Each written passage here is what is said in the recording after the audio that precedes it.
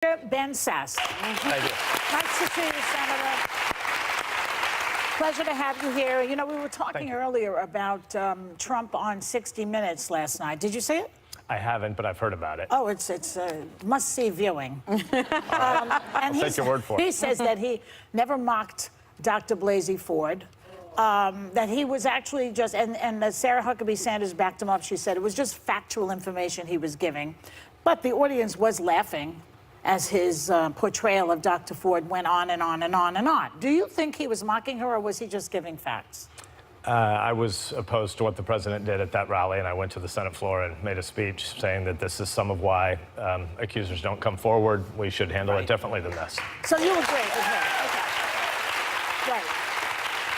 He just says whatever he wants. So now you said at the hearing with Kavanaugh that you thought Dr. Ford was a victim, which I've heard from a lot of Republican senators. You even went down, shook her hand, and you seemed sympathetic to her plight. And yet you still voted for Kavanaugh. And so, same thing with Susan Collins and other people who seem, Flake, very sympathetic. She's a victim. And then you all voted for him anyway. Why? So the Me Too movement is really important. I believe we have a culture of sexual violence in the country, and the Me Too movement is doing all sorts of things to draw attention to that, and I'm very glad it's happened. When someone comes forward and makes an accusation, they need to be heard. I fought to delay the Senate vote so that we could do more to investigate this. She needed to be heard, either in public or in private.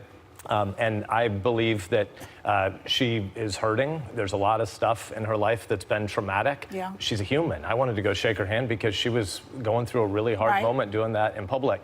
This isn't easy to net out on national TV, but I spent 150 hours reading my investigatory materials. There were 7 FBI investigations. They did 146 extra interviews.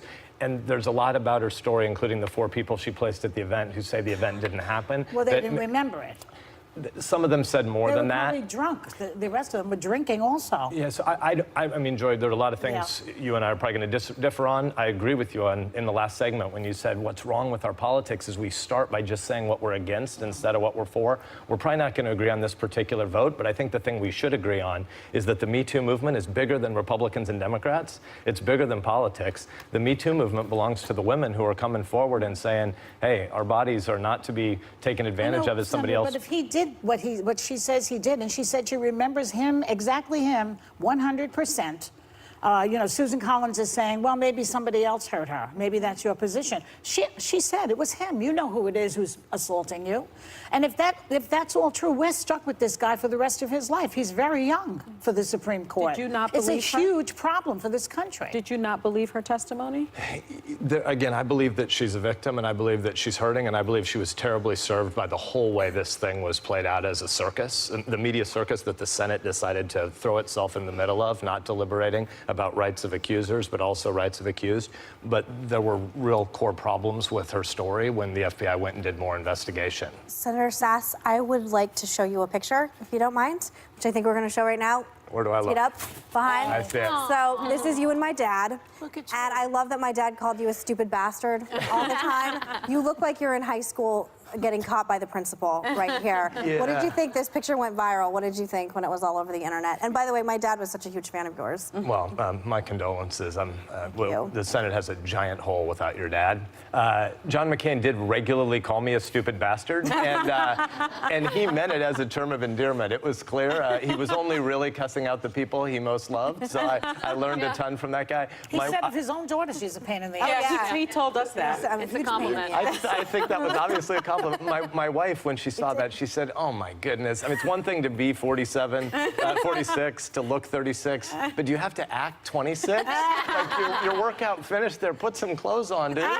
So thanks for putting that up. Melissa, I asked Megan not to show that, and she dishonored us. By the way, honey, if you've got time on our calendar on Saturday, I watched the last segment. We need matching tattoos. Let's do that on Saturday. On the ring finger. On the ring finger. Don't do it. Well, we've been together 20 plus years. We're good. We're going to make this work, and matching tattoos will bond us together in a new way.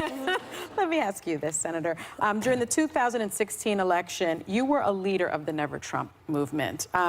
In fact, you didn't vote for him. You've called the president creepy, a megalomaniac strongman, and you said that he didn't have any core principles.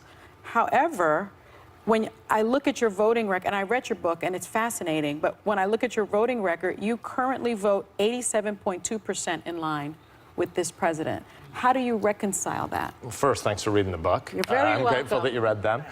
So I've been a conservative since long before Donald Trump was, and I'm going to be a conservative long after Donald Trump is president. So on many issues, when I was running in 2013, 2014, I told the people in Nebraska what I believed and what I would vote for, and I won, 65-32 because they were aligned with my kind of principles. The fact that Donald Trump has now embraced some of the legislation that I've always held, I don't think it makes sense that I would then change my legislative positions because the president has embraced them. I think you have a lot of people, and again, why I wrote them is because I think the biggest things that divide us in America are bigger than political tribalism, but saying one thing inside politics for just a moment.